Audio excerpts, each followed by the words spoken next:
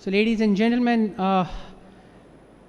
here in this session we are going to talk about the problem which is being faced by the world, how to take forward the technologies from the lab to the land and see that they are performing well.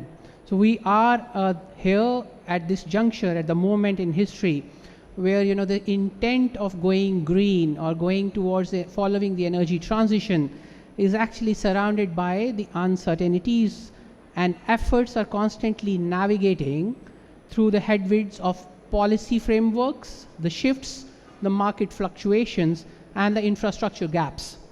And path to hydrogen future, although it seems very bright, we all do understand and do agree that it is not going to be a straight linear curve. So that it's a road with a terrain shaped by ambition, adaptation, and sheer perseverance is required. So when I see these developments sitting in Arup, which is my company, it's a global consultancy headquartered at UK, having more than 7 decades of experience in the sustainable energy sector. I find the journey to be intertwined with economic realities, technological evolution, and willingness to try something new. So in this landscape of unknowns, scaling up this hydrogen ecosystem is a path which we should tread very carefully. This is the path which the world has not seen. The conventional scaling factors might not be applying to the new ecosystem, and that's where it brings all kind of uncertainties. So we are going to discuss some of these topics today, and I have been joined by a very elite panel on my left side, and I would be inviting them one by one for a brief presentation, and if the time permits, at the last we'll be happy to take a few questions. So may I now first invite Dr. Thomas Kohler from DNV to speak on hydrogen emissions and sustainability standards around the world to ensure commercial readiness.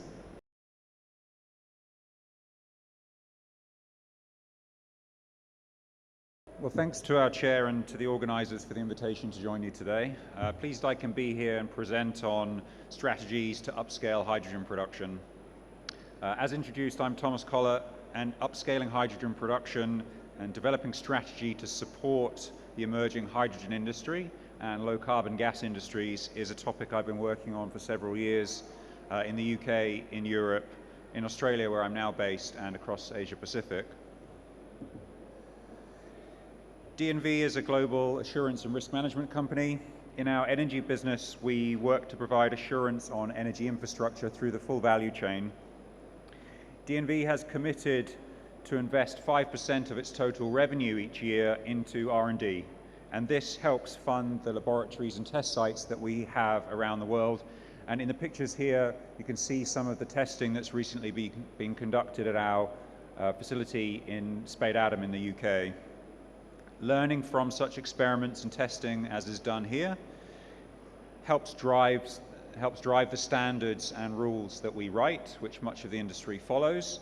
It also helps inform regulations that are being written around the world and safety cases that are being developed by companies that are in the hydrogen space looking to put projects in place, and it makes for more accurate modeling and applied learning that can inform the advice that we give.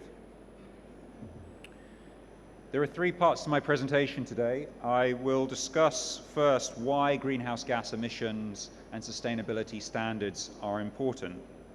Second, I'll discuss some of the major standards that are emerging worldwide.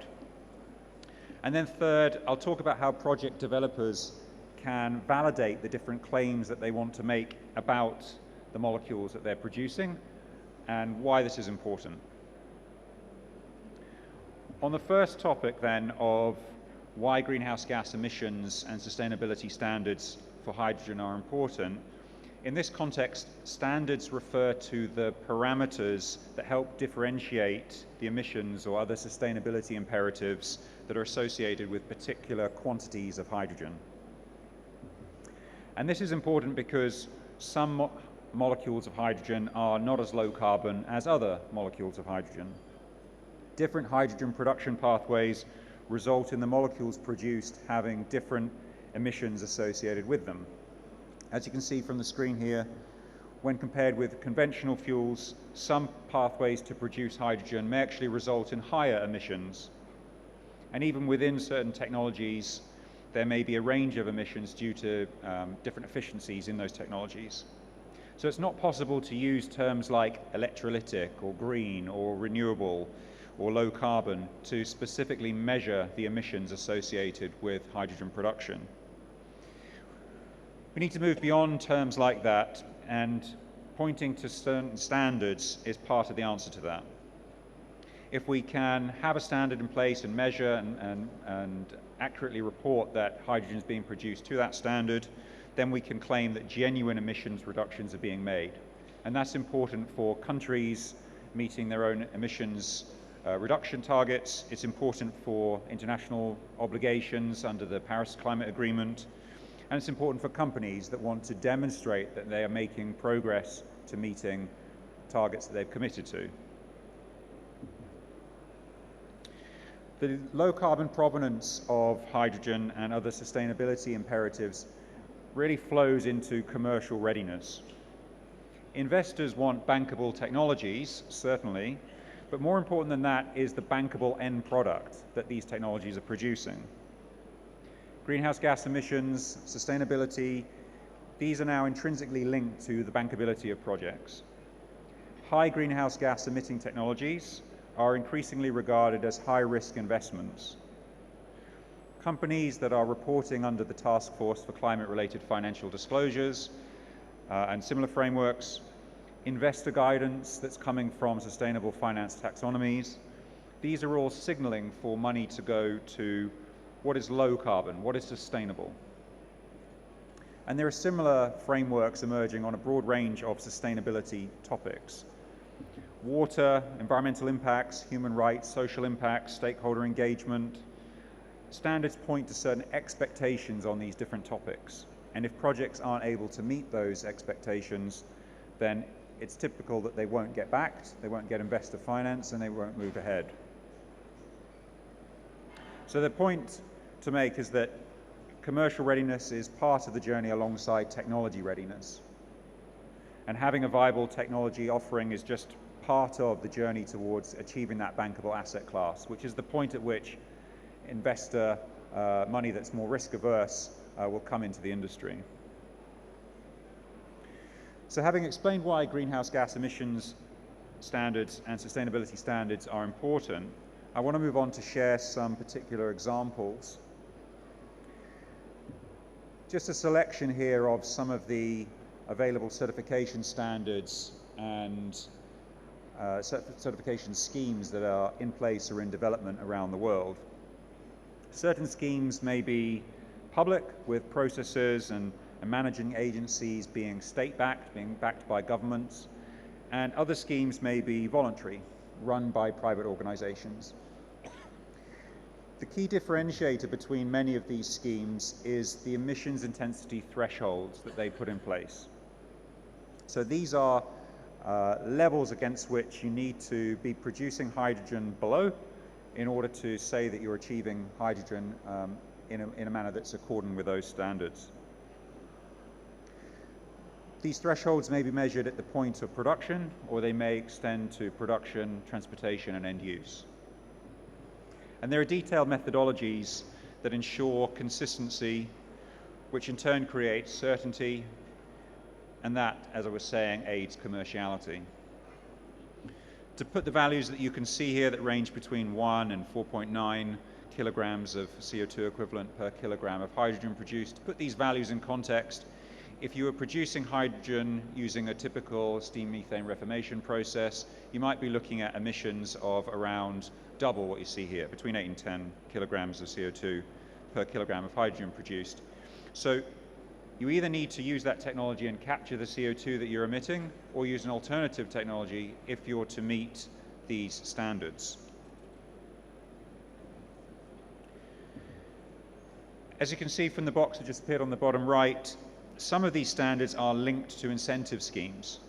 So you have to demonstrate that you meet emission standards that fall below those thresholds in order to access the different tax credits that are available under the Inflation Reduction Act in the US.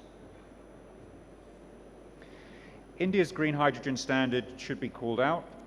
India is aiming to produce 5 million tons of green hydrogen by 2030, with around 3/4 of that earmarked for export, likely to Europe, to Japan, to Korea. These regions have significant demand for green hydrogen to meet their national decarbonization objectives. But these countries will only be interested where products can be proven to be low carbon. And the Green Hydrogen Certification Scheme of India is a crucial part of demonstrating that. So I now want to take a few minutes to share some details of the major standards that are existing in the hydrogen space currently. And I'll start with the European Union.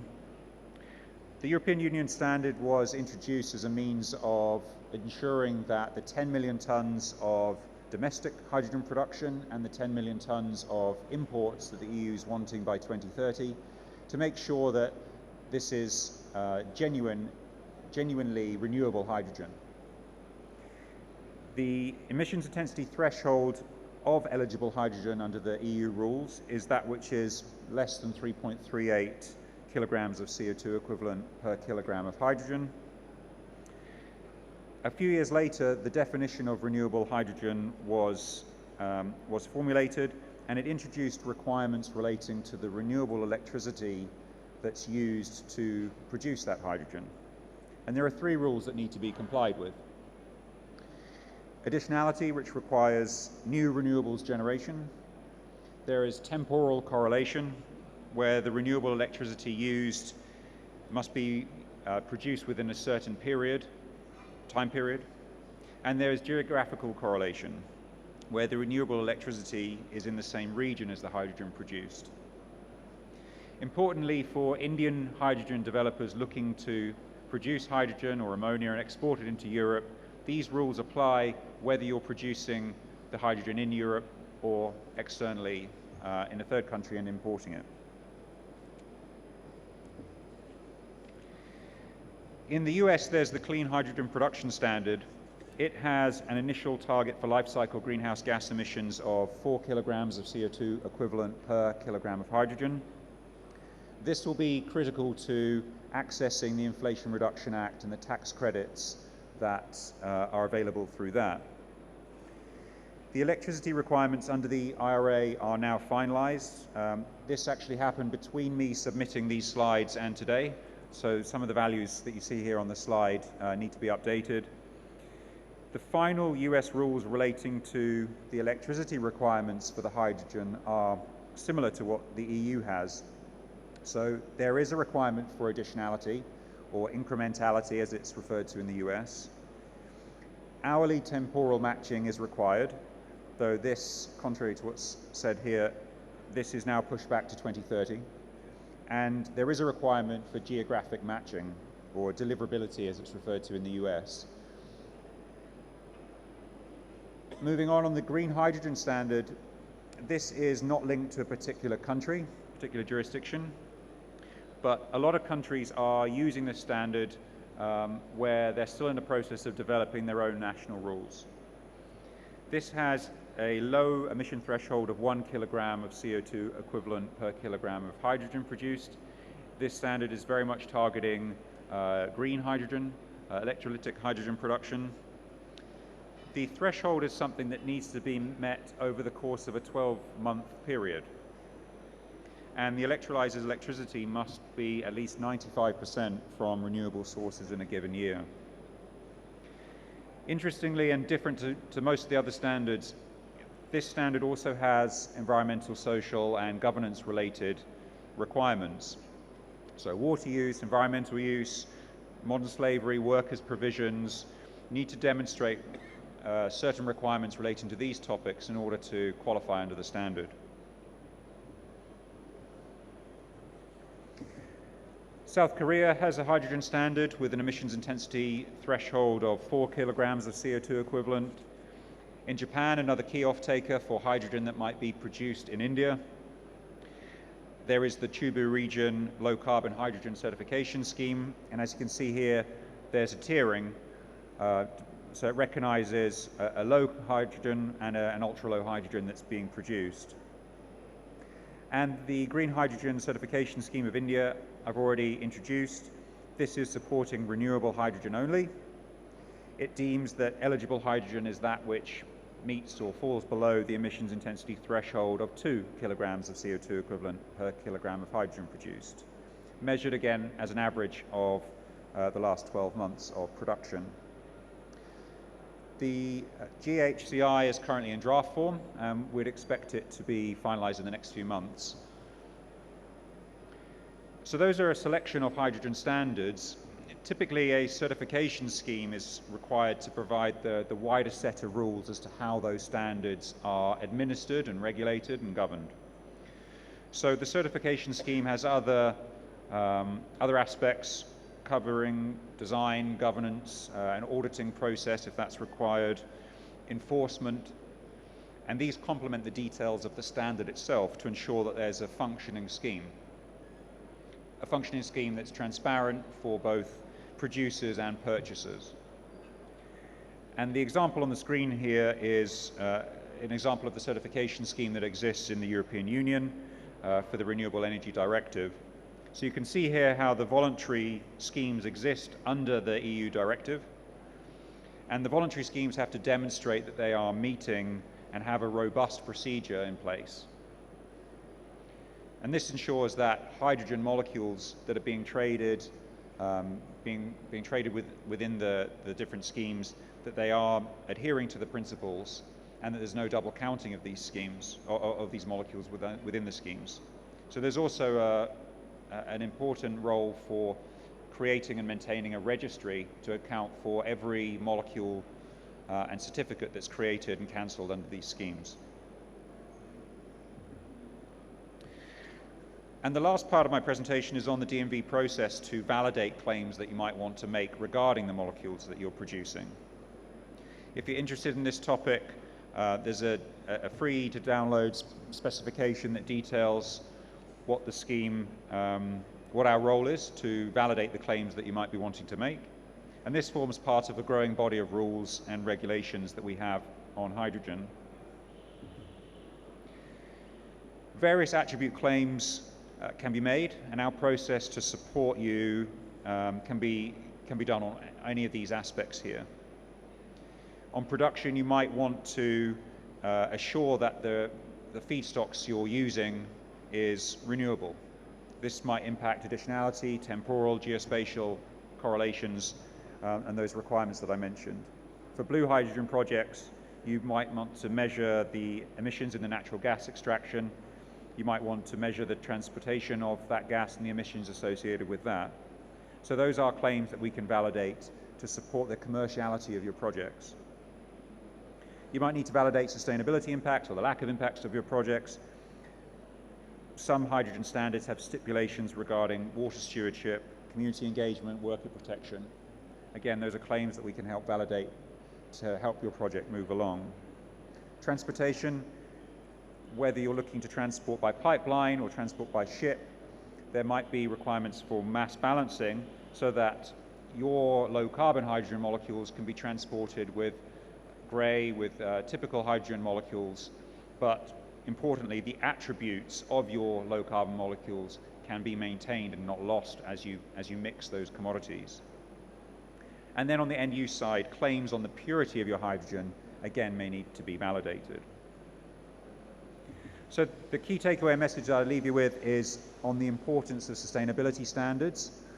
We are here as India Energy Week to talk about India's energy plans over the next 40, 50 years, and sustainability is a key part of that journey. And selecting the right claims and attribute claims for your project and having those validated is an important means of meeting low carbon and sustainability standards, which in turn helps investors and the broader commercial requirements for your project, and of course ensures genuine deep decarbonisation. So I'll leave it there. Ladies and gentlemen, thanks for your attention, and look forward to the presentations from the panelists. Thank you.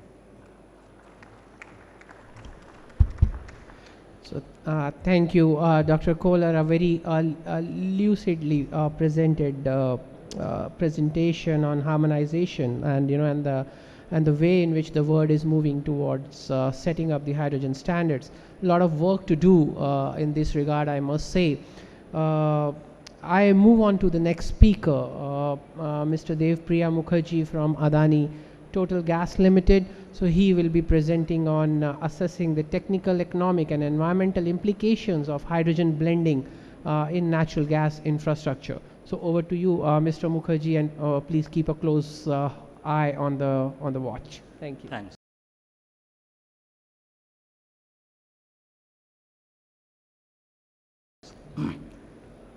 Good afternoon, Chair. Good afternoon, delegates. So today we'll be discussing about how this overall hydrogen blending into city gas distribution is impacting our day-to-day ecology. So during our discussion for today, we'll be going through the technical feasibility, economic implication, and environmental impacts. We'll touch upon those things. We'll see whether our existing natural gas infrastructure is really ready for blending of hydrogen into the existing infrastructure itself, and what is the effects being faced by domestic consumers, and if there is any necessary infrastructure and modification upgrades are required. So why hydrogen blending? Why hydrogen? So we can clearly see from here that when we are talking about this, it's very crucial that transition of energy we need to follow, as we need the growth, but at the same time transition is also very much required to ensure that we are on the right track. We can see that because of these initiatives what are being taken, obviously that's impacting in CO2 emission from pre and post Paris Agreement. But then why hydrogen? Why not something else? So renewables is required, that's decided, because all other fossil fuel are going to be finished, emptied very soon. But then why hydrogen? Why not wind? Why not solar? As solar only for daylight, wind flow, its typical requirement, nuclear, highly radioactive, and obviously hydro is as good as flow of water. So the hydrogen, and when we are talking about hydrogen, in India now, after overall the natural gas consumption, out of that, what's the low-hanging fruit? We found that the low-hanging fruit is the CGD industry. That's currently now consuming nearly 19% of overall natural gas consumptions of India. So when we are talking about CGD industry, city gas distribution, in that, what we are particularly looking for as on date for our blending. So we are particularly looking for the domestic consumers. So when from CGS at 40 bar, it's getting reduced at 4 bar, and at 4 bar level, we are talking about blending of hydrogen so that it gets reduced to 110, and then we send hydrogen for domestic consumers for regular burner operations and other things. What do we want to see from here? Basically, it's all about future proofing. We want to see that whether we are ready for future, whether all our existing infrastructure are compatible for hydrogen blending.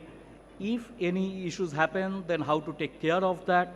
So all these are the topic of this discussion, or that's the reason that in Adani Total Gas, we are doing hydrogen blending in Ahmedabad. So why CGD? Why not something else? As we are from Adani Total, we see that city gas distribution is a sector which is having the easy access to all these things what we can see here. As that's the total 19% of natural gas consumption of India, if we consider the domestic gas consumers, all our infrastructure is ready. Only what we need to do, we need to just have the hydrogen generation and blend it at right position to reduce the GHG emission. So that's the first GHG emission. Quick H2 rollout and scale up, because all our infrastructure are already ready. Just the hydrogen generation and blending part we need to take care of. Sector coupling, if we are having renewable energy, then nothing like that. Then as my previous speaker has already told that in India, as per MNRE, it's 2 kg of CO2 emission for per kg of hydrogen generation. We can call it green hydrogen. So if we can couple with renewable sector, then we can say that the blended hydrogen is green. GHG emission reduction in all sectors, because at downstream of 4 bar, there are industrial consumers, commercial consumers, and domestic consumers, domestic users. So in the whole area, this GHG emission gets reduced. Effort sharing among all sectors, because many sectors are involved, and deblending. What is deblending here? Deblending is here, we are talking about that if something happens, if hydrogen generation is not there, if there is any issue, as this is not a mandatory utility, already the natural gas infrastructure is ready, it's flowing, it's there to provide the required energy, but we can stop the hydrogen blending part. So we have already executed one hydrogen blending project in Ahmedabad. That's arguably the India's largest one, that with 10 nm³ per hour in situ hydrogen generation. We are blending it at 4 bar in downstream natural gas. So that's what we are talking, that why we are doing this. So infrastructure and resource development, to know that what we require to do this, what kind of safety measurement, safety assurance we need to ensure, what kind of safety study we need to do, whether technical feasibility is there or not, if there is any leakage of hydrogen, how to handle it, after getting blended it with natural gas, whether there is an impact or not, whether still the same sensors can identify it or not.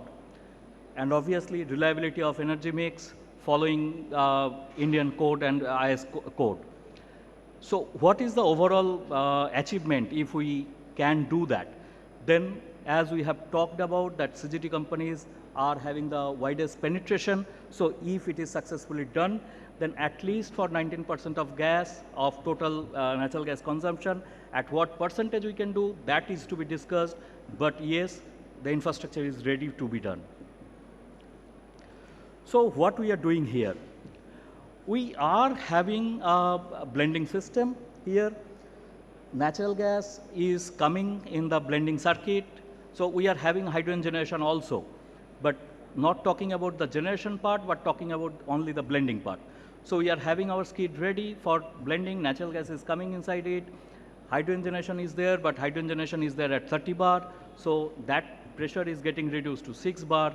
That's getting blended in 4 bar pressure. And then the blended natural gas is going downstream to be catered for domestic consumers. During this test or during these trials, during this fit study, during this trial runs, what are the things we are checking? We are checking for odorant concentration, whether after blending with hydrogen, there is any change in odorant concentration or not. Existing MDP pipeline, whether it's compatible for hydrogen users or not, impact on safety, gas composition analysis, so at domestic burners, whether there is any flame lift, or any sound, all those things. Leak detection methods, domestic meter compatibility, GI pipe compatibility, and obviously the customer feedback. That's most important. So this is the project technical specification, what we are having, what we are doing. So that's a 10 nm³ per hour in situ hydrogen generation. We are having electrolyzer system to generate hydrogen. It generates hydrogen at 30 bar. We store it in a 250 bar cascade at 30 bar. We ensure the hydrogen purity. So that's the amount of oxygen in hydrogen that must be less than 100 ppm. That downstream, we are having roughly around 4,000 to 5,000 domestic majorly, and few of them are commercial customers also. Natural gas flow for these 4,000 customers is around 2,600 SCMD. For that, we are blending hydrogen roughly at 52 SCMD for 2%. We are having approval to go up to 5% as on date. So for safety, we are having 3 levels of safety. So at one point, we can say that natural gas can be isolated natural gas flow from the blending, and from the blending outside of the blending skid itself, the natural gas go into its own path of regular uses. Then at level 2, we are having SOV valves, solenoid operated valves inside of the blending, so that it can be closed in auto in case of any detection of leakage or any incident. And obviously, we all know that in MTP pipeline, we are having local valves to isolate it in case of emergency. For safety, we are having gas detectors, we are having flame detectors, fire extinguishers, different types, and emergency push buttons. We are having handheld gas detectors to ensure regular checking that there is no leakage. And that's the photo of our site. We can see there. We are having a control room with PLC and other things. There is a blending skid, there is a hydrogen generation skid, and the storage cascade. So when we are talking about future proofing, we need to ensure, yes, what we are talking, we are doing that. So when there is a 2% or 5% or any percentage of blending is there, we are checking all these things. We are checking gas quality. So we are having gas sample collected, and then we are measuring it for energy part to ensure that it's as per ISO standard. We are having checking all those MDP pipes. We are doing microstructure examination of the burners to check whether there is any impact of hydrogen or the blended HNG in that or not. So for experimental observation, currently we are doing 2% of hydrogen blending. So obviously remaining 98% is natural gas. GCV, for 100% natural gas, we get 39.296, but after blended hydrogen, it's 38.748. UB index 50.993, that's getting reduced to 50.397, and methane number 79.319 with 100% of natural gas, but with blended hydrogen, it's 76.5. So two things are important here. First, yes, what we are talking about, that with hydrogen blending, there is GHG remission. But up to what level? For that, we are checking or up to what level hydrogen blending is allowed, can be done. So for that, as of now, we are going by what is the GCV, what is the gross UV index, whether that's within the replaceable limit or not. So if we check the relative density, then up to 47.8, as per ISO standard, it's allowed. So we can go up to that. So we are trying up to what percentage we can go. So when we are doing all this blending, when users are using these hydrogen blended natural gas, we are doing perception survey from customers to get the exact feedback, what they are feeling. So when we are checking that for heating performance, most of the people, 96%, they say that it's normal, 4% is saying it's high, but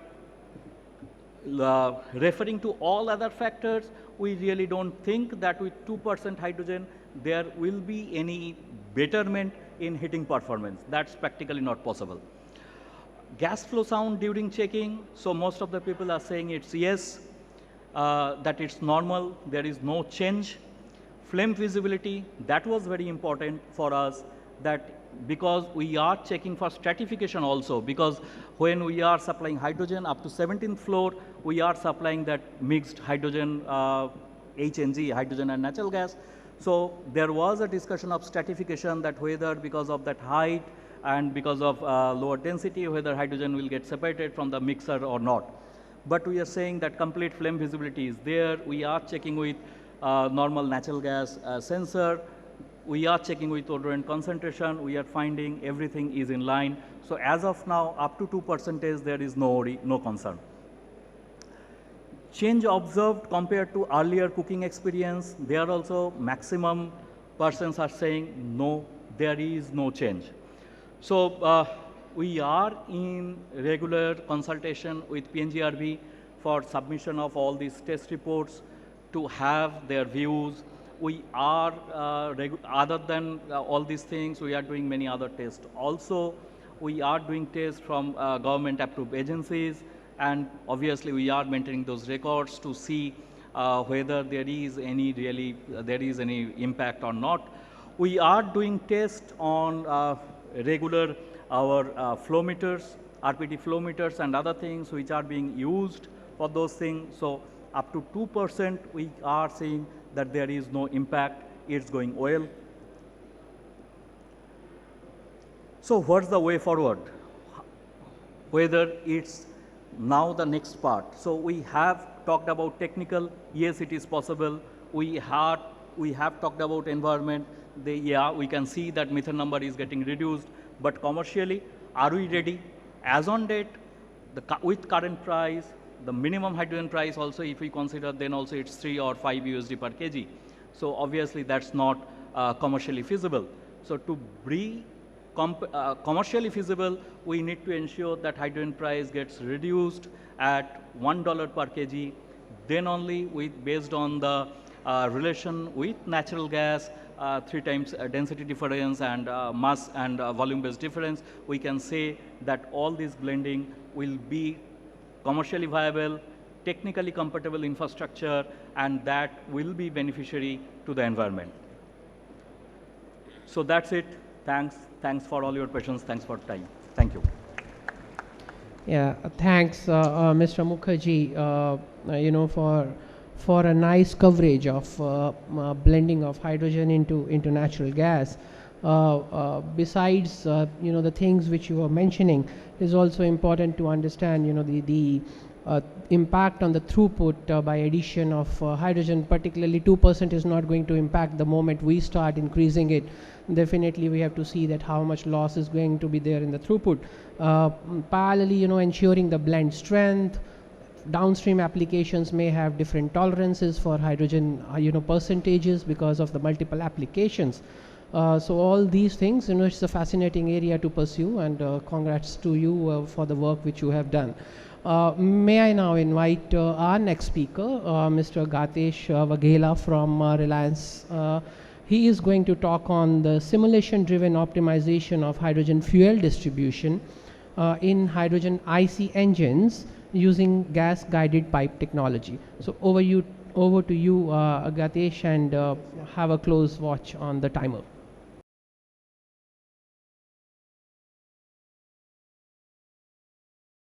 So me and my colleague Somashekhar will be presenting it together. So I invite him to start the presentation. Yeah. Hi everyone. Yeah? Sorry. Not sure. Okay. So while many of the people here are from the energy background, production background, me and Geetesh are here to tell you about a small. Basically, we work on the application side of it, the mobility. Our background is automotive. So we are here to talk about a small challenge and how we are resolving one challenge at a time to make this hydrogen mobility a success story. Right.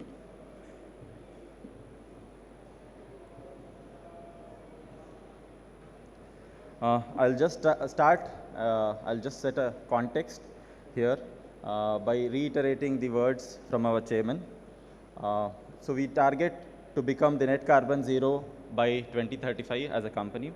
We will make RIL a leading clean energy and new materials company, and I'm very confident that we, as an associate within RIL, I'm doing my part, as well as we are very much on the right direction with this. And we have a 15-year vision to build Reliance as one of the world's leading new energy and new materials company.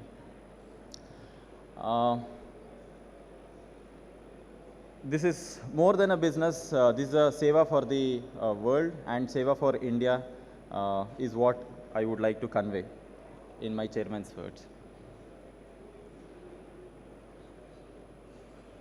Yeah.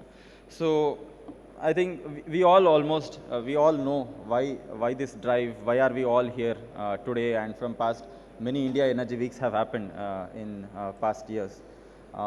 What are the drivers for the decarbonization and what is the role of hydrogen?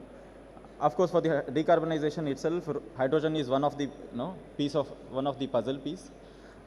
Mainly the global warming and the air pollution we have, the surface temperatures are increasing, and we would like to address in many ways. And hydrogen is one of the pieces of that puzzle. And for India, what does it give? It gives self-sustainable, make in India, self-reliant, independence in terms of energy, so that we don't get into any kind of crisis when issues like wars and so on happen. To realize this, definitely a very good amount of regulations are required. I think one of the panel member was also very well presenting on this topic. Just to give a perspective, we had done a very small calculation. To offset the 77 MMT of CO2 from atmosphere, we need to replace it by 9.3. We have to use 9.3 MMT of hydrogen as a fuel.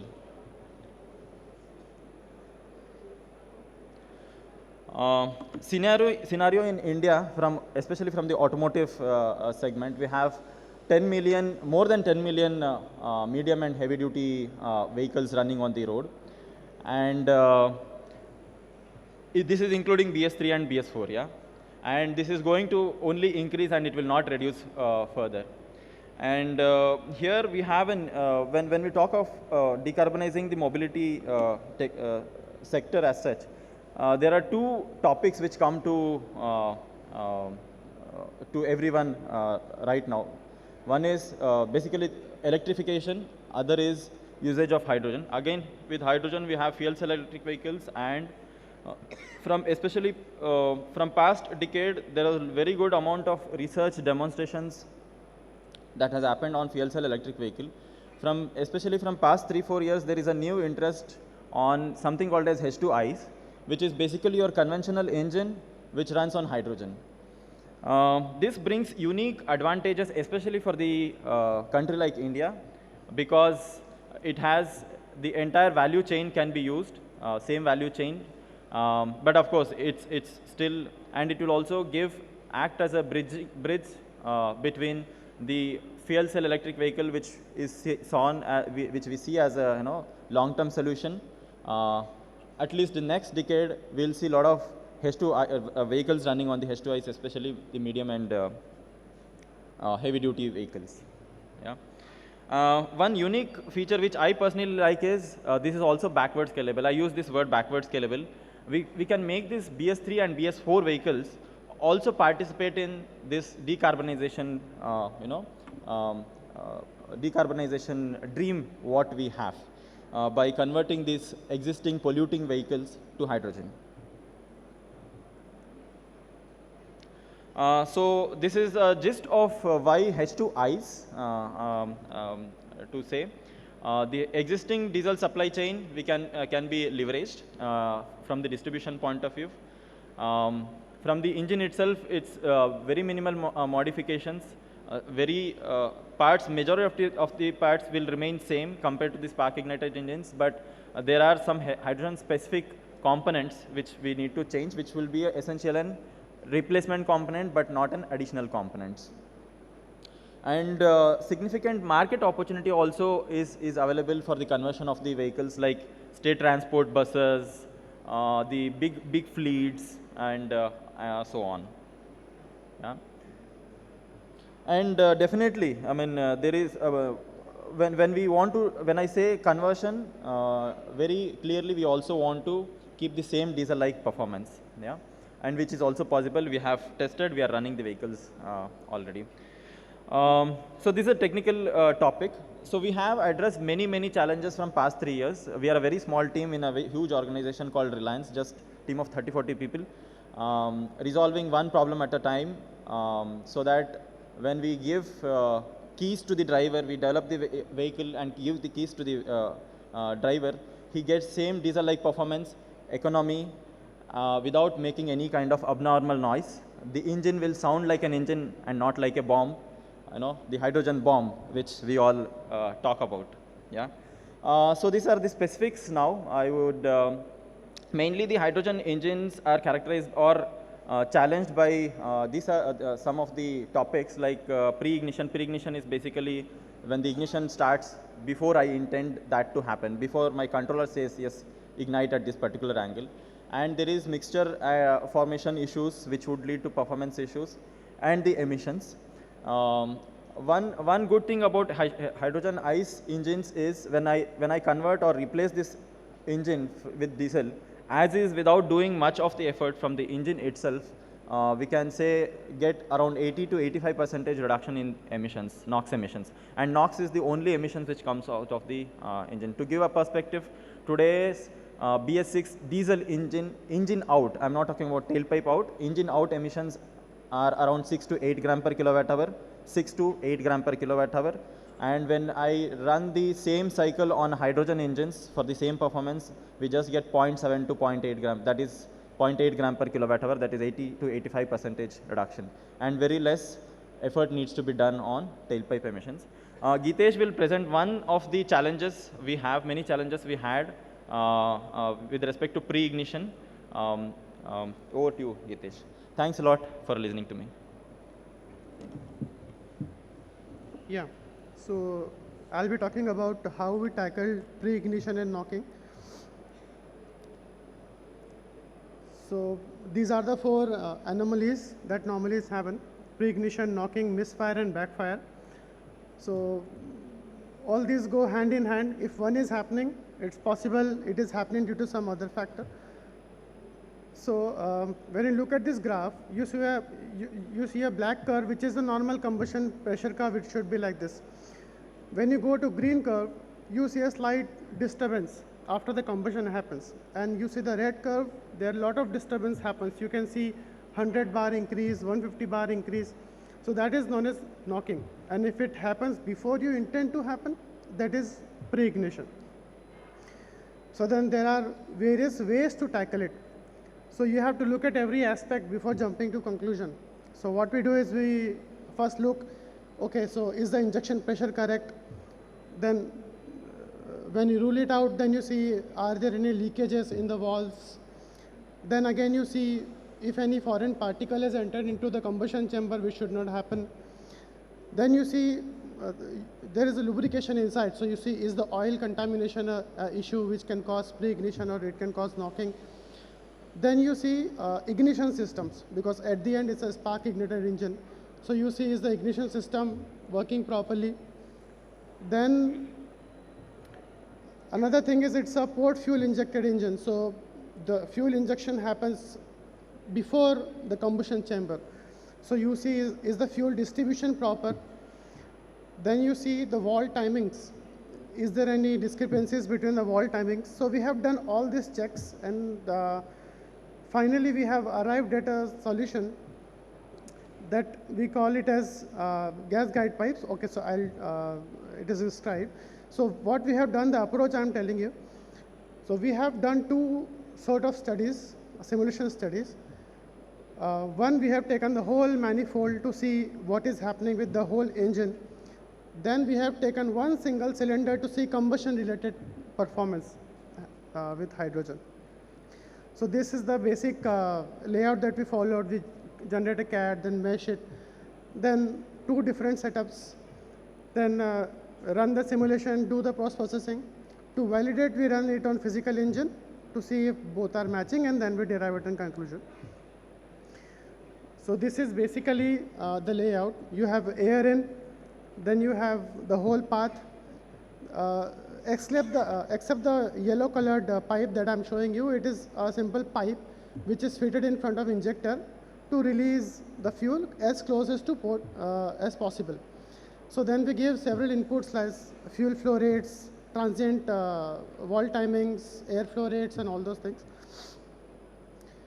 So you see the graph, the red colored is without, it's a normal engine without any additions. So so this graph conveys the variations in the cylinder-wise variation in fuel. So usually there's approximately 5 to 6% variation. Now this variation can cause a lot of issues. So then we do the testing with GGP, and you see it is hardly 0.5% variation. So fuel distribution is close to uniform. So then basically we have done the engine testing and it has been completed. So what is the benefit? So you get around more than 25% increase in engine torque, engine power with just using this simple pipe. And you see also the engine temperature is also reduced by almost 30%. So that will reduce the engine NOx as well. So finally, I'm concluding that with using GGP, you can reduce the crosstalk significantly. The fuel distribution can be uniform, which in fact will have a lot of benefits in emissions. Then, of course, for using GGP, you'll have to tune calibration a little bit. You have to shift the injection timing and ignition timing a little bit. But with this, we have completed the engine testing, and we are simultaneously running it on the vehicle as we speak, and then very soon it will also be done, and we'll have working hydrogen vehicles. Yeah. Thank you. Thank you, Gatesh, for enumerating the benefits of hydrogen IC engines. And I'm sure you must be noticing the impact of the difference in the RON and MON of the fuel, to control the engine, which makes it little difficult, as well as the implications of the lower efficiencies with respect to the fuel cells, which can have its own impact on the fuel pricing and the costing down the line. So I move on to the next speaker, and Savitri Yadav from ONGC. She is going to talk on the identification of natural hydrogen provenance in India.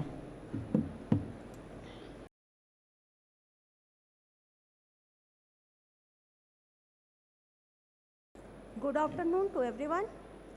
As we know that the global energy demand is so immense that the relying solely on fossil fuels is insufficient to meet the requirements.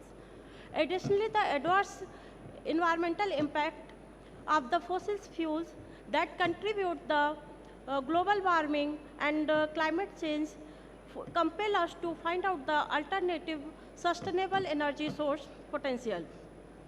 Hydrogen is the renewable energy source which can be generated by many processes.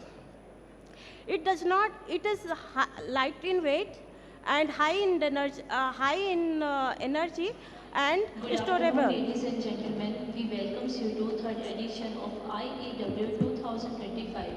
The show timings for today are from 10 a.m. to 6 p.m. All visitors, exhibitors and delegates are required to wear their badges at all times. Children below 18 years will not be allowed inside the halls. Please take care of your belongings. Thank you. Sorry for the disruptions. Hydrogen is the energy source that has gained popularity during the last few years and become integral part of the modern refining industries. It is in light in weight, storable, and did not emit any direct pollutant and greenhouse gases. It can be generated by many ways. The process by which it is produces is typed, is named in color, like the electrolysis of the water by the renewable energy source like solar, wind and hydropower is known as the green hydrogen, while the primary energy source is used as a nuclear power, it is known as the pink hydrogen, and when source is solar power only, it's known as the yellow hydrogen, and when it is produced through the methane pyrolysis, it is known as the turquoise hydrogen. Now, these colorful hydrogens are generated through are produced through the industrial process. But the white hydrogen, that is also known as natural hydrogen or gold hydrogen, is produced through the natural geological process. Natural geological process are the bacterial activities. This type of hydrogen can be extracted underground reservoirs, and it is renewable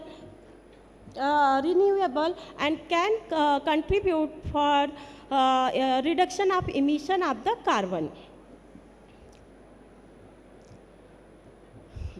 Now coming to the mechanism of the generation of natural hydrogen, the most popular mechanism for this generation of natural hydrogen is the serpentinization. That is the iron-rich and magnesium-rich rocks when interact with the water, it generates serpentinite and magnetites and liberates huge amounts of the natural hydrogen. The process can be simplified by oxidation of ferrous ion into ferric and reduction of water molecules into hydrogen. This type of mechanism occurs mostly in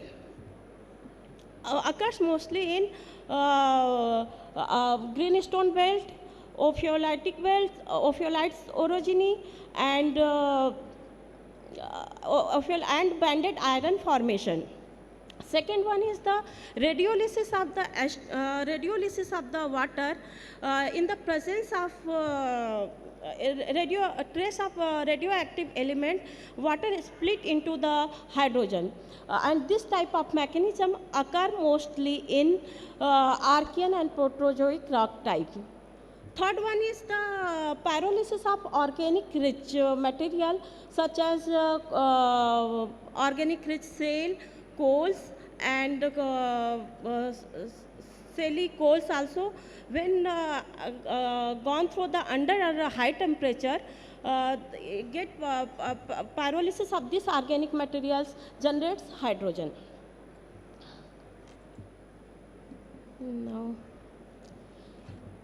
Now the hydrogen system is completely differs from the conventional petroleum system. As we know that the petroleum system source is the organic rich material which inserted into the basin, and this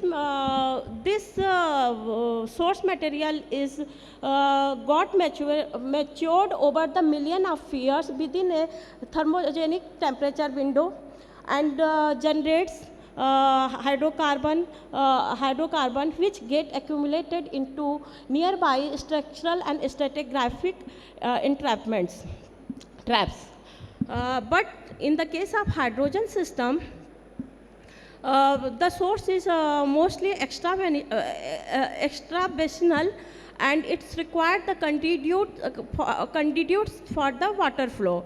It generates for the serpentinization high temperature also needed, and it's in very diffusive in nature, so there is a most likely possible to get accumulated near the source.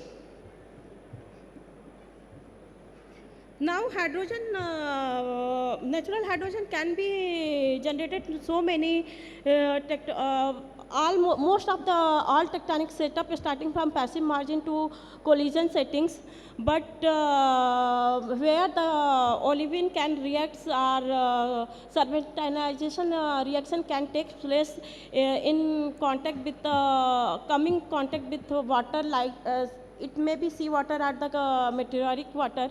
Most suitable candidate for this is the mid-oceanic regions, but the mid-oceanic regions has own limitation for the accessibility. So our exploration strategy focused to the mostly collision belts associated with the greenstone belts and abducting ophiolite zones associated with the accretion prism. Now, in area exploration for the natural hydrogen can be carried out by screening of the pre-existing geological maps and geophysical data, which gives the information of the evolution of the area and also gives knowledge about the source and reservoir rocks. By screening up the remote sensing, available remote sensing data which gives information about the seepage of the gases and faults. Also, we can identify the, can set the priorities for the area. Analysis of the pre-existing gas samples can give the direct indication of the presence of natural hydrogen. Then we go for the field work, that is the soil gas measurement and geophysical surveys. The most of in this presentation, in this study, our objective is to find out the iron-rich source rocks like ultramafic based on their susceptibility, density, conductivity, and resistivity. So, our magnetic, gravity, electromagnetic, and deep sensing electrical methods are useful for the finding out the iron-rich source rocks. Apart from this, by observing the variation in the physical properties such as increased susceptibility and decreased resistivity due to the magnetite formed during the serpentinization will also help to identifying zone of the serpentinization. Seismic imaging can also help to find out the traps, seals, and faults beneath the subsurface earth. Now we can conclude the accumulation, geological accumulation of the natural hydrogen. First one is the ultramafic igneous rock accumulation, where the serpentinization process can occur. Another one is the degasification of the mantle derived deep crustal faults. Third one is the greenstone belts that possesses ophiolite sequences, and it's again involves the serpentinization process. Hydrocarbon bearing older basins like Vindhyan and pyrolysis of the organic rich sediments which can generate natural hydrogen, and these hydrogen can accumulate into the younger sediments. Now this is the global producing example of the Mali field, in which hydrogen is produced from the neoproterozoic castified carbonate and sandstone. In this basin, the underlying mafic basement comprising the Archean greenstone belts act as a kitchen for the hydrogen, and multiple layers of the dolerite, seals, aquifer, and shale faces appears to inhibit upward migration and leakage of the hydrogen. This is the global distribution of the hydrogen associated, global distribution of the phases associated with the hydrogen, natural hydrogen. Now coming to the Indian scenario. This is the, in India we are trying to find where the possibility of the finding of the natural hydrogen. There are two basins we gives direct indication of the presence of natural hydrogen. One is the Vindhyan basin, that is the central part of the India, in which we get the two fields, Nota and Hatta, two fields, where we found the one presence of natural hydrogen from 1 to 4%, and 4%. If the orogeny of this natural hydrogen can be inferred by two mechanisms. One is the serpentinization of the meta sediments of meta and igneous rock of Mahakoshal group, and another is the deep-seated crustal degassing of the mantle through the deep-seated fault, that is the Narmada zone lineament and the Great Boundary faults. Second one is the Bengal basin in the eastern part of India.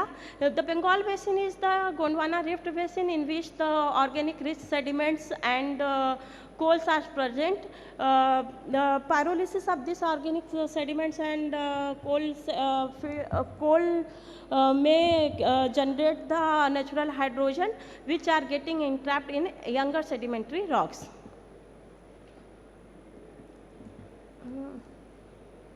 Okay.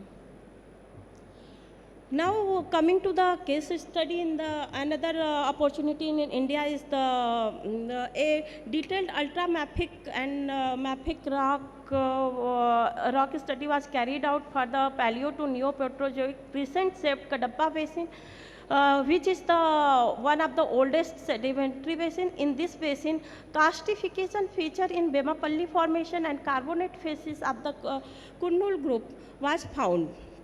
And in this basin, the basement as basement comprises greenstone, which may act as a source potential in this basin. So, and there are numerous layers of the parallel layers of the igneous bodies in Bemapalli and Tatpatri formation. So, this basin is presenting to the similar analogy like Mali field, in where the castified limestones are act as a reservoir. So here we can see that considering the source, reservoir and processes, this basin may be the future potential for the natural hydrogen. Moria and et al. Find out 4 prospective areas in this basin for the future exploration. The main problem for this basin is that there is no drill well data and there is no gas seepage, but the potentiality of the basin cannot be ignored. Now coming to other ultramafic complexes which may be natural hydrogen prone. First one is the banded granitic complexes of Lalitpur district in UP, and other complexes like possible like Rakdev reliament serpentinization ultramafic, Nidar ophiolite belts, Song Valley and Naga Hills Valley. These are the also possible areas. Here is the Bondla Sangrite ophiolite belts which are exposed and highly weathered associated with banded iron formation. Another possibility is the greenstone belts, that is the Babina greenstone belts associated with Singhbhum and Hatti Maski greenstone belts, Honesaripur greenstone belts, Gadwal greenstone belt associated with Dharwan Craton. These greenstone belts may be prolific for the hydrogen exploration as this basin, the cratons of this basin may act as a source rock and overlaying sedimentary basin may act as a reservoir rock. Now the ophiolite sequence along the subduction, Indo-Burmese subduction zones of Andaman cannot be ignored, and these ophiolite belts are very well mapped throughout the zone. And here is the presence of oceanic crust and serpentinization was proved by the drill well data. The potentiality of the natural hydrogen for this basin cannot be ignored, keeping view the mud volcanoes in this basin. So this is the conclusion. The hydrogen exploration in India is still in embryonic stage, and Vindhyan, Bengal and Kadapa basin may be the potential basin for this. And apart from this, the ophiolite belts and the greenstone belts are more prolific. Thank you.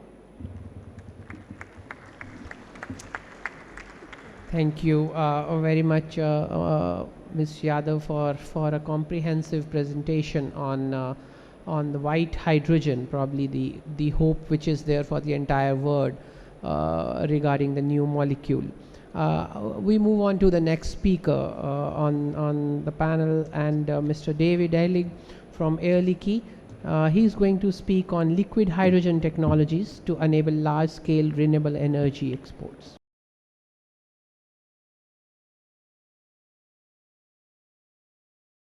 Hello everyone, my name is David Eilig, and I'm working at Air Liquide Engineering and Construction, working on our hydrogen liquefaction plants. And today, I would like to talk to you about the liquid hydrogen technologies that we are developing in order to enable large-scale, renewable, and low-carbon energy export. So as we know, the world's decarbonization guidelines are really fueling development in low-carbon and renewable hydrogen projects, as we can see on the project list map to the left. But we also know that the distribution of low carbon and renewable energies is not evenly distributed across the world. And this means that we should have a development of export zones, such as the Middle East, Australia, or even India, that would be exporting their renewable energies towards import zones in Europe, Korea, and Japan, for example. And at Air Liquide, we strongly believe that liquid hydrogen will play an important role as an export vector of these low carbon and renewable energies of the future. Now let's show just some of the few milestones that we have reached to really show the potential of this market. So in 2022, we had the first intercontinental liquid hydrogen shipment. And then just last year, Air Liquide started up the world's largest hydrogen liquefaction plant in Korea. It's a 90-ton per day facility. And tomorrow, we think that in the next 5 or so years, we'll see a dramatic scale up in the capacity of liquid hydrogen production, as well as a scale up in the liquefaction train sizes towards 100 and even 150 tons per day. Ultimately, we believe that a transcontinental liquid hydrogen market, mirroring the LNG market of today, is within reach. So Air Liquide has more than 60 years of experience across the entire hydrogen value chain, both as an operator and also as an equipment manufacturer and supplier. Our wide range of technology portfolio allows us to provide low carbon hydrogen technologies with reforming technologies plus our proprietary carbon capture technologies. And we can also supply our customers with electrolysis solutions thanks to our JV with our JV partner, Siemens Energy. Of course, we can also provide hydrogen liquefaction plants with Air Liquide proprietary technologies and supply our customers with various different technologies for the distribution of liquid and gaseous hydrogen. So starting first about electrolysis, because today I just want to focus on the production of renewable hydrogen and its liquefaction, okay? So let's start first with electrolysis. This slide here is just highlighting some of the milestones Air Liquide has achieved on our goal to scale up our electrolysis capacity. And as you can see, in the next 5 or so years, we're going to be starting up over 500 megawatts of electrolysis capacity. Now focusing just on the liquid hydrogen technologies, Air Liquide started our journey with liquid hydrogen around 1987, so more than 35 years ago, first focused on the space industry. And since then, we've started up and today operate many different liquefaction plants across the world. And one I wanted to highlight is the one in the bottom left-hand corner of the screen, the West Coast facility. So this is a mid-sized 30-ton per day liquefaction plant that is owned and operated by Air Liquide. And it's really important because by operating this plant, we've learned a lot about the technology that we now integrate into the design of the facilities that we can sell to third-party customers and then back to the Air Liquide gas business itself. I also wanted to mention the 90-ton per day facility, which is the world's largest facility that was just recently started up by Air Liquide in South Korea. So now let's talk about the various milestones we need to overcome in order to unlock this international liquid hydrogen supply chain. So as you can see, it's kind of a puzzle piece, right? With many different interconnected steps that will require parallel development. Starting first with the liquefier in the center, again, we already mastered the kind of mid-sized liquefier range, around 30 to maybe 50 tons per day. The next challenge is scaling up to extra large trains of more than 150 tons per day of liquefaction. Now, downstream of the liquefier, we need to work on eliminating boil-off gas losses. And upstream of the liquefier, we need to work on integrating the liquefaction technology to intermittent renewable energies. So let's start first with the scale up towards extra large liquefaction trains. The state of the art today is between 1 to 50 tons per day, built on many different operational references. And just as a quick reminder of this technology, how it works is we first have a gaseous hydrogen feed coming into the liquefier. And then here we have first the 80K, standing for 80 Kelvin cold box. This is where the pre-cooling happens, typically with a nitrogen cooling loop. Then the gaseous hydrogen will enter into the liquefaction cold box. So this is happening at around 20 Kelvin, so the 20K cold box. And here we have the option of either using hydrogen or helium cooling cycles. And then ultimately, we have the liquid hydrogen product, which can be sent to storage and then further to export.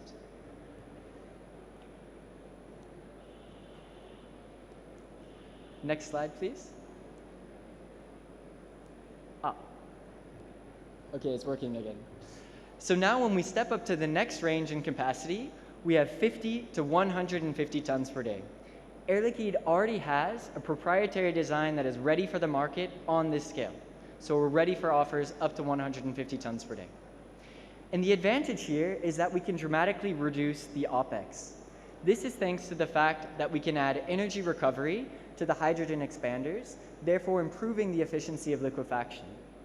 Secondly, we can add a hydrogen liquid turbine to do the final expansion step of hydrogen, therefore reducing the amount of boil-off gases and further improving the efficiency of our liquefier. Now on the CapEx side, we get many benefits, first from the scale effect, essentially reducing the intensity of the capacity versus the production you are trying to achieve.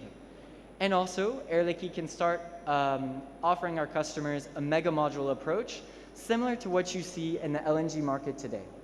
This is really great because it can reduce the amount of on-site construction works and therefore, and also improve the quality of the liquefaction plants, since a large amount of the manufacturing is done in a dedicated manufacturing facility by Air Liquide engineers and technicians.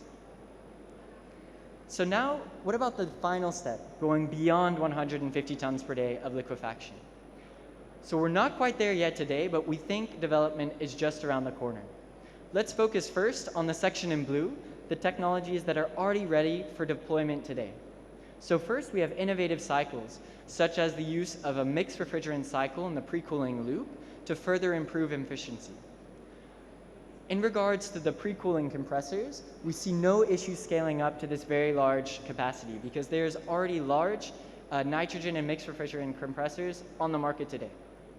Same goes for the cold boxes. We can largely scale them up for both the 20K and the 80K cold box without reaching any roadblocks, even well beyond 150 tons per day, potentially towards even 250 tons per day. However, in gray, we do have some remaining techno developments that do require a bit of work. The first being the hydrogen compressors, and the second being the scaling up of the wheel frame of nitrogen and hydrogen expanders, and ultimately process developments to reduce the number of required expanders in the process. In regards to efficiency, when we scale up to these very large train sizes, we of course are improving the efficiency of the plant. So when we're looking at the very small capacity range between 1 and 10 tons per day of liquefaction, we're maybe around 12 kilowatt hours per kilogram of liquid hydrogen. And if we move towards above 150 tons per day, we believe that less than 7 kilowatt hours per kilogram of liquid hydrogen is well within reach. Let's talk about milestone number 2, the management of boil-off gases. Here, the objective is no losses and to recover all boil-off gases. The challenges here are capacity and frequency of boil-off gas recovery. Also, that the boil-off gases sometimes come back with unpredictable conditions. So maybe lower pressure, higher temperature, or with impurities that need to be dealt with.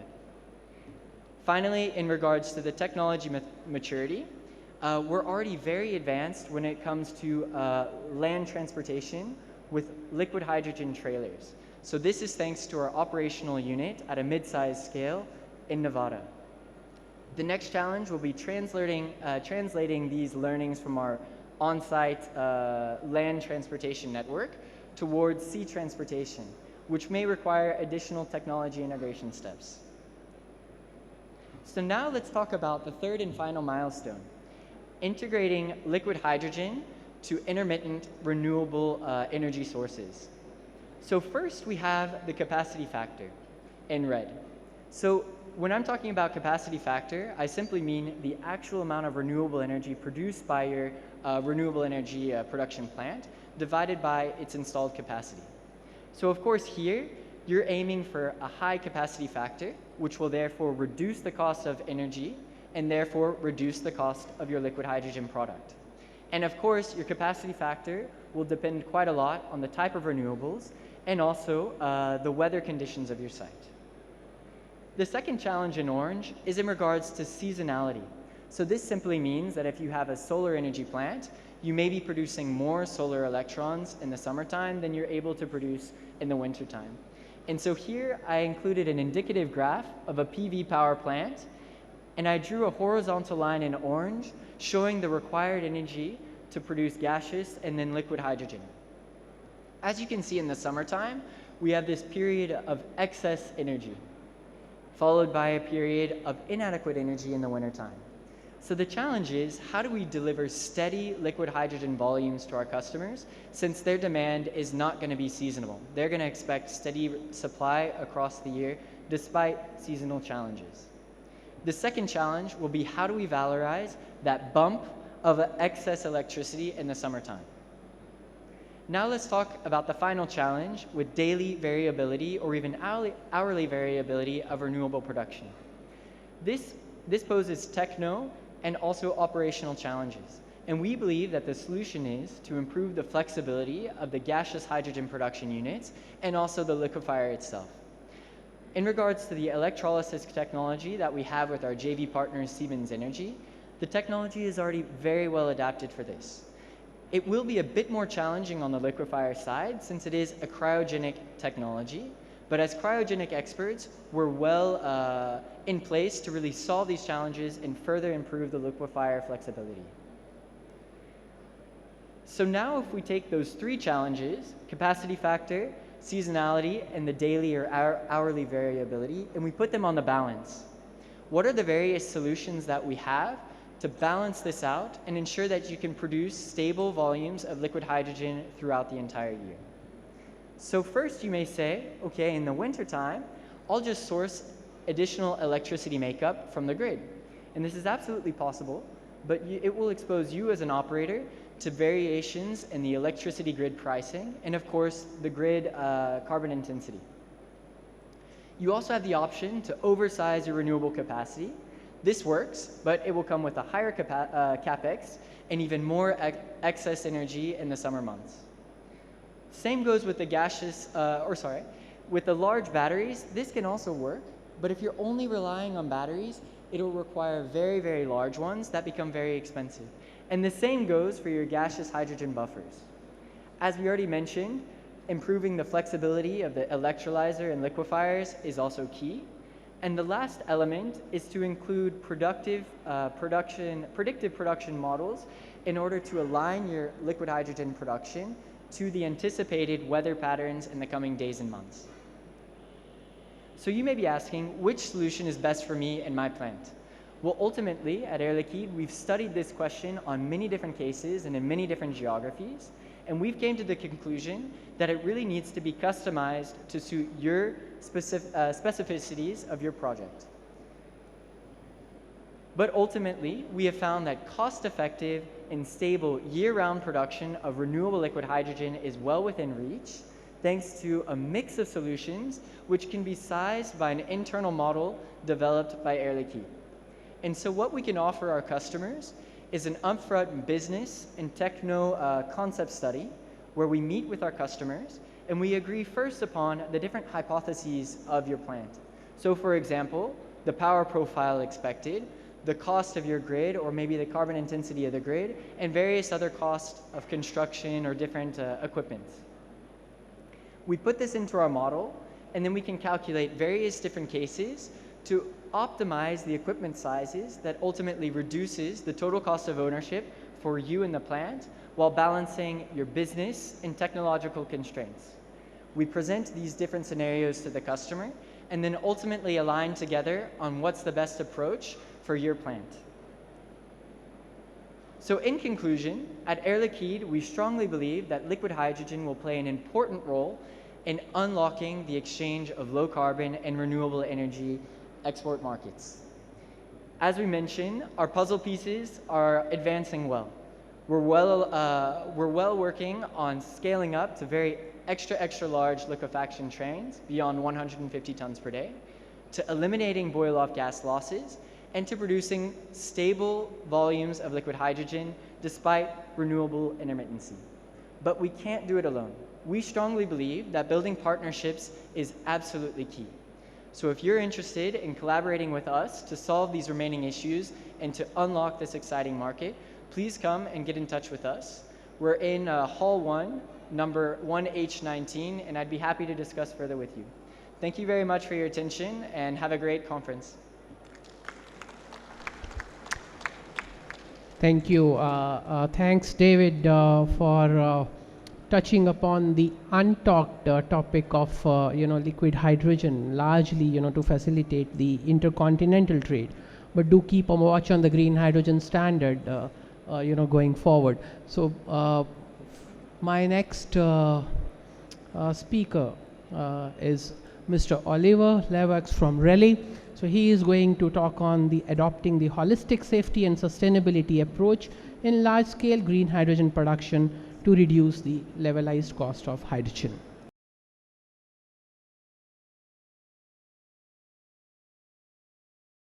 Hello. Yeah, thank you, David, for your presentation. Before we can start liquefying and transporting the hydrogen, let's produce it first.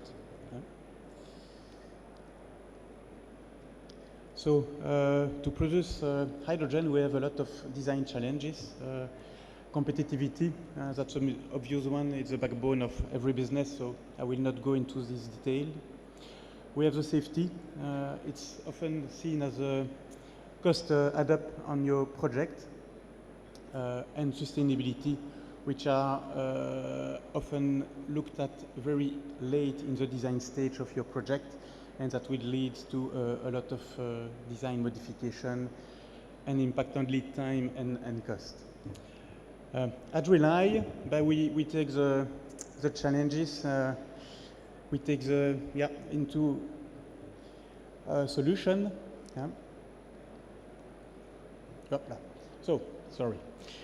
Why hydrogen is such a big deal in terms of safety?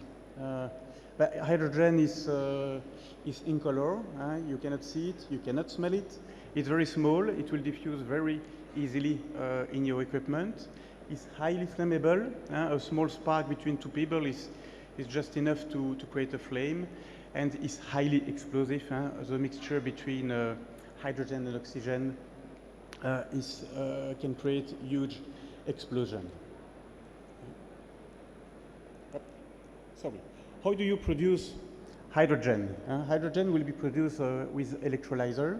So we have, it means that we have a lot of units and a lot of different locations of hydrogen production and potential leakage. It's done by splitting the water with electricity. So you have all the risk associated with high voltage and high current. In the alkaline solution, we have lye, which is a highly caustic solution. You don't want to touch it. It's a very chemical hazard. We split the water into hydrogen and oxygen. It means that a mixing of hydrogen and oxygen is highly possible. It's a big hazard, so you need to prevent it. And of course, any venting is an issue. You could have a formation of cloud in that. So what do we do at Rely? We define the Clear 100 Plus. This is a productized hydrogen production plant. And by doing this, we did a lot of pre-design. We did a lot of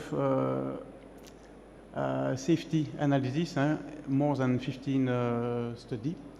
And we come up with a good solution, design standard that have implemented into the design. So first thing is that we put all the equipment outdoor. If you keep hydrogen production indoor, it means that you have a high risk of accumulation in your building. We want to prevent that. Put the equipment outdoor and let the hydrogen diffuse to prevent risk. Also, because we are dealing with gas, it's much better to promote the early detection of the leakage. When you are dealing with gas, it starts to burn. At one point, it's better to let it burn. And finally, we defined strategy plant layout. What did we do? First, we segregate the plant by 100 megawatt. The hydrogen in the future will be big. We will have a gigawatt plant. So the idea is to segregate by 100 megawatt. If you have an issue in one part, it will not escalate in the other one. We also look at all the risks for the people inside and outside the plant. So very important to not have any risk outside of the plant. The critical assets are centered in the layout. You can see all the equipment where you have hydrogen gas. We put that in the center so we can have all the safety zone included in the plant layout. And we have also a lot of attention done on the maintenance. We have easy access to the stack to change them during the lifetime. You don't need heavy crane. We are not going to lift equipment and put them above piping. That could be a big hazard. So now that we have solved the safety issues together, let's have a look at sustainability. Why is it so important? First, because green hydrogen is about sustainability. We want to have a green future.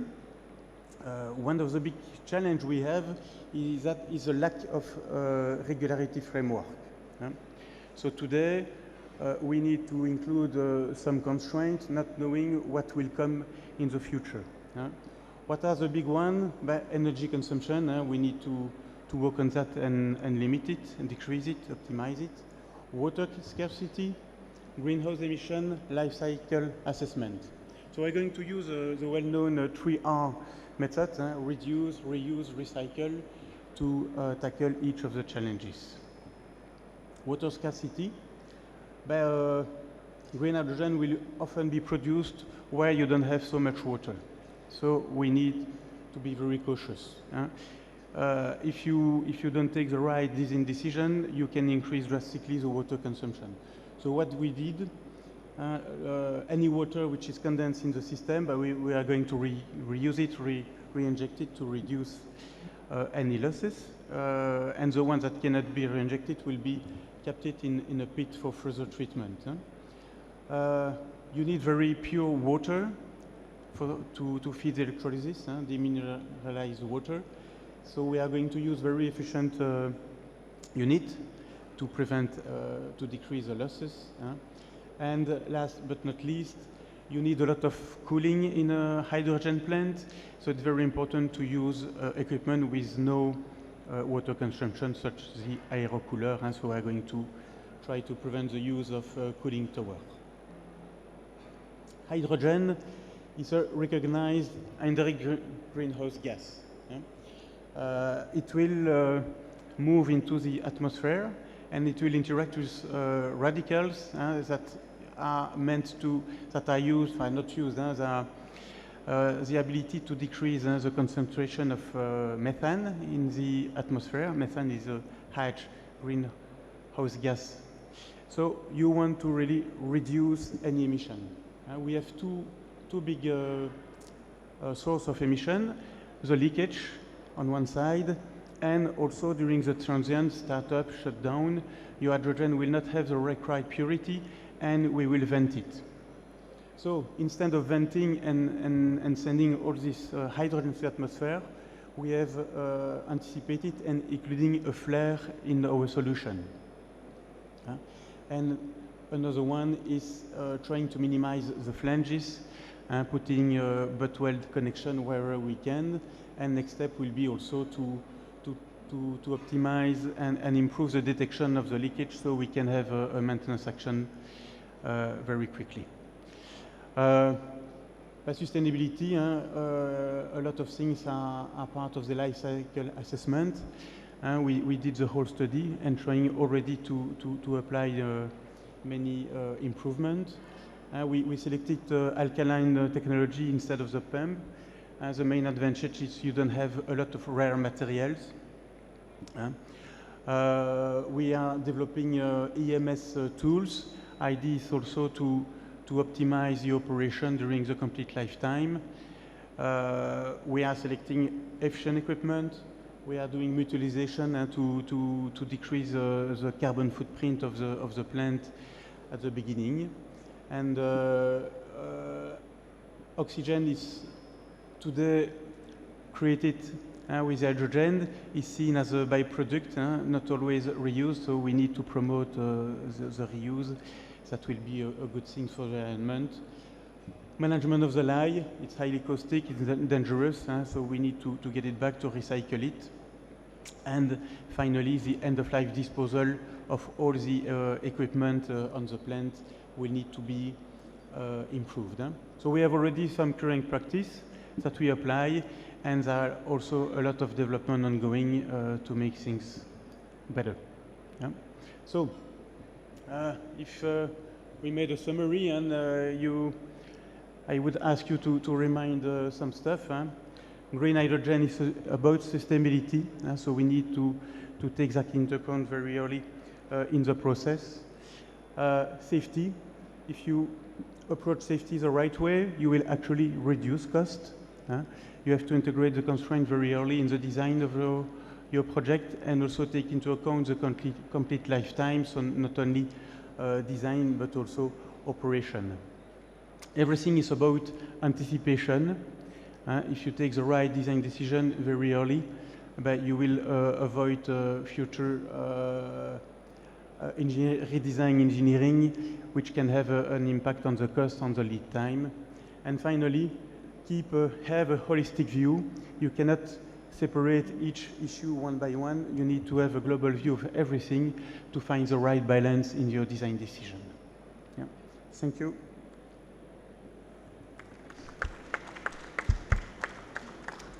Yeah, thanks, Oliver, for such a fascinating discussion. It was all about policy taking the center stage in order to stimulate the hydrogen ecosystem, but how engineering is going to anchor the deployment on the ground. That is what was highlighted in your talk. So, ladies and gentlemen, we have got the message to vacate the floor quickly and make way for the next session. So I thank you, all of you, for a patient listener. And if you have any questions, you can independently get in touch with the speakers, to see that those questions are answered. So I hand it over to the organizers to take it forward from here. Thank you very much.